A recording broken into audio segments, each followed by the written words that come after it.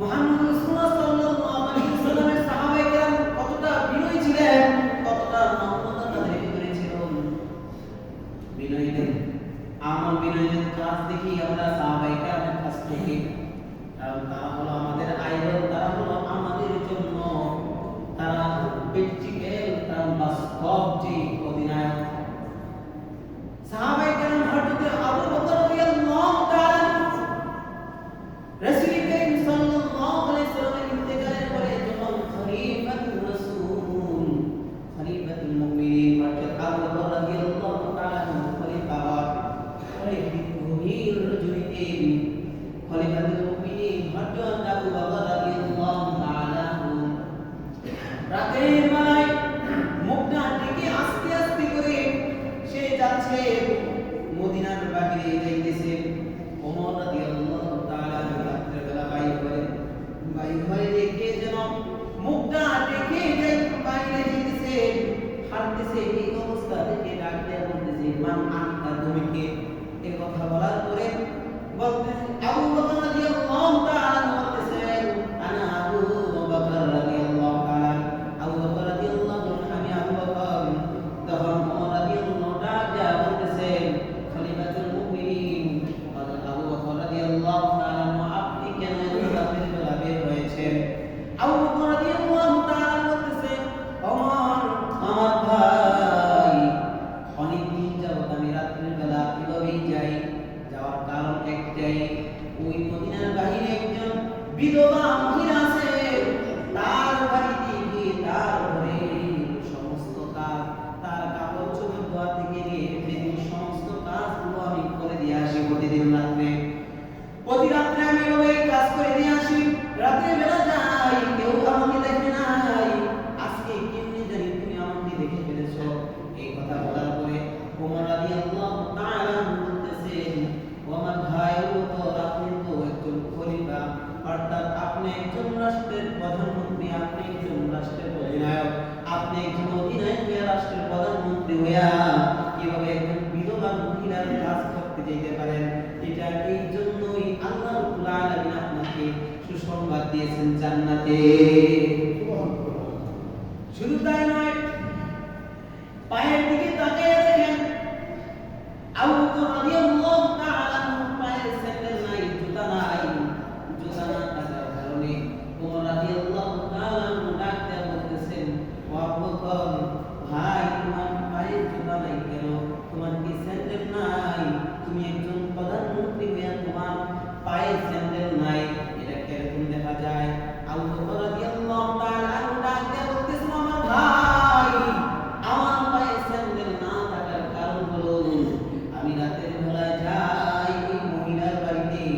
যাওয়ার কারণে রাস্তা দিয়ে হাঁটতে সময় যদি জুতার আওয়াজের কারণে কোনো মানুষের, কোনো ইমানদারের ঘুম ভেঙে যায়, আর আওয়াজের কারণে ঘুম ভেঙে যাওয়ার কারণে সে কষ্ট পাইবে। কাল হাসরের ময়দানে আল্লাহ রাব্বুল আলামিন যদি আমাকে জিজ্ঞেস করে, ও আবু বকর, তোমার কারণে তোমার এক ভাই কষ্ট পেয়েছে, তার কষ্টের বিনিময় দিয়া যাও, তখন আমি আল্লাহ তাআলার কাছে কি জবাব দিব? বলেন সুবহানাল্লাহ। ওমর রাদিয়াল্লাহু তাআলা ডাকতে বলেন, এজন্যই তো আল্লাহ রাসূল বলেছেন যে আজ দুনিয়ার সমস্ত মানুষের আমলগুলো যদি এক পাল্লায় রাখা হয়, আবু বকর রাদিয়াল্লাহু তাআলা আমল যদি এক পাল্লায় রাখা হয়, তাহলে সেই আবু বকরের আমলনামা ভারী হয়ে যাবে। সুবহানাল্লাহ। কেমন আমল করছিলেন, কেমন বিনয়ী ছিলেন, কতটুকু চিন্তা করতেন মানুষের ব্যাপারে। আজকে যদি আমাদের টাকা, রং, গরু সম্পদ হয়ে যায়, তাহলে আমাদের অবস্থা পুরাই পরিবর্তন। কথা বলেন ঠিক কিনা? ছোট মানুষকে, গরিব, অসহায়, দুর্বল, তাদেরকে এক চোখে দেখতেই পারি না। তাদের সামনে নজর আসলে তারা যদি আমার সামনে বসে, এক প্লেটে বসতে চায়, তখন আমি ওই প্লেটে খানাই খেতে চাই। এইরকম আমাদের অবস্থা হয়ে যায়। কথা বলেন ঠিক কিনা? শুধু তাই নয়, ওমর রাদিয়াল্লাহু তাআলা ব্যাপারে কতটুকু নমনীয়, কতটুকু নম্রতা, ভদ্রতা, তাওয়াজু, বিনয়ী ছিল তার ভিতরেও দেখেন। ওমর রাদিয়াল্লাহু তাআলা একদিন জেরুজালেম শহরে এসে, শহরের উদ্দেশ্যে তার খাদেমকে নিয়ে রওনা দিয়ে যায়। জেরুজালেমের শহরে যাবে এমন অবস্থায় তার সাথে যে খালেদ একসাথে দুজনে সফরে রওনা দিয়েছে।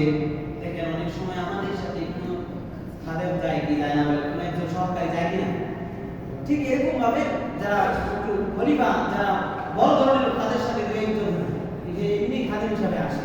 যেমন দেখেন না বক্তাদের সাথে দু একজন কি সাথে তাদের ব্যাগটা নিয়ে আসার জন্য আসে, এরকম ভাবে উদাহরণ হিসাবে বললাম কথাটা, মিসাল হিসেবে। তো ওমর রাদিয়াল্লাহু তাআলার সাথে খাদেম হিসাবে একজন গেলেন। প্রথমে ওমর রাদিয়াল্লাহু তাআলা ওটের উপরে উঠলেন, আর ওটের যে লাগামটা আছে, যে রশিটা আছে, সেই রশিটা তার খাদেম করলেন। এভাবে হাঁটতে হাঁটতে 3 মাইল পর্যন্ত গেলেন। 3 মাইল পরে ওমর রাদিয়াল্লাহু তাআলা বলতেছে খাদেমকে, ও খাদেম তুমি আবার উপরে উঠো। দেখ কিরকম আদর্শ।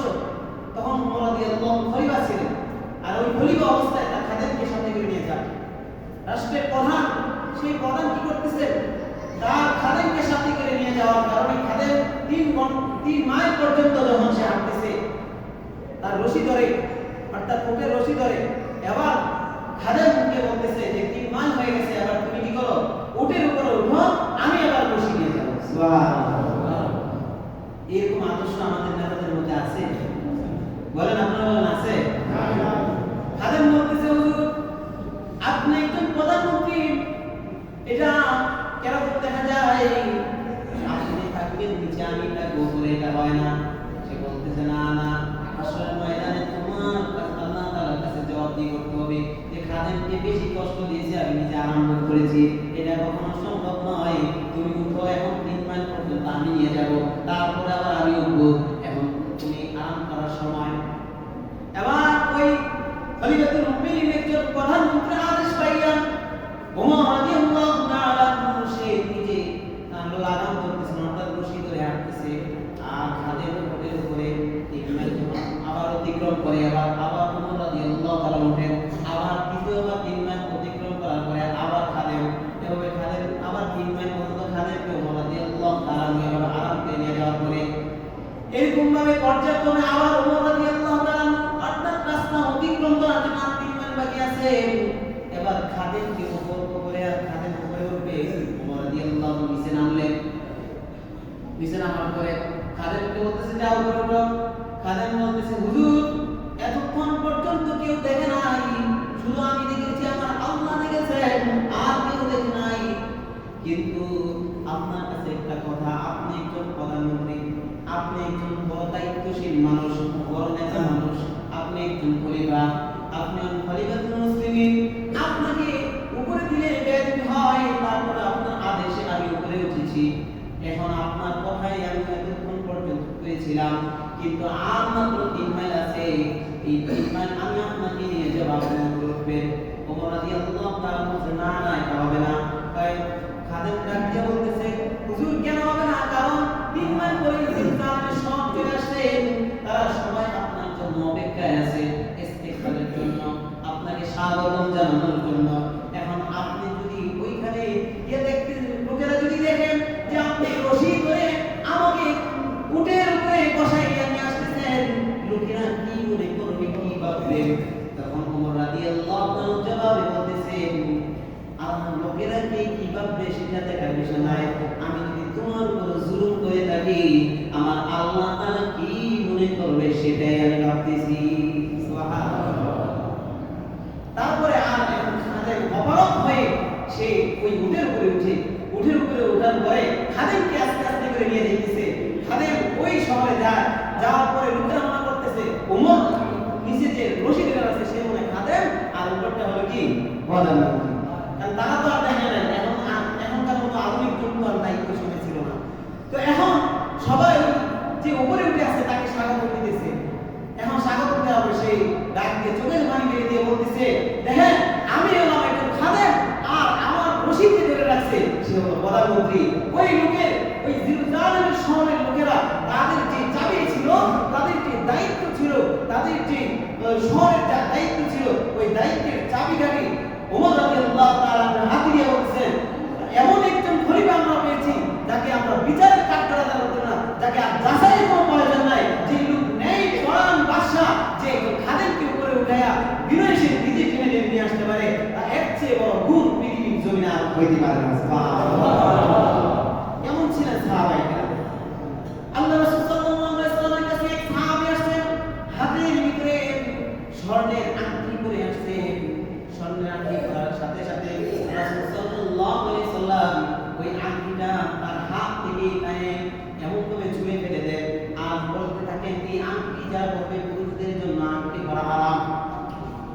এই কথা মনে করেন সে আর ওই আংটির দিকে দ্বিতীয়বার ফিরে তাকায় নাই। এক সাহাবী ডাক দিয়ে বলতেছে, রাসূল সাল্লাল্লাহু আলাইহি ওয়াসাল্লাম তোমার একদম দাবিটা আংটি ছেড়ে দিল আর তুমি সে আংটিটা আর উঠাই না, তার কারণ কি? সাহাবী বলতেছে, যে জায়গায় আমার রাসূল নিষেধ করেছেন, বলছে এই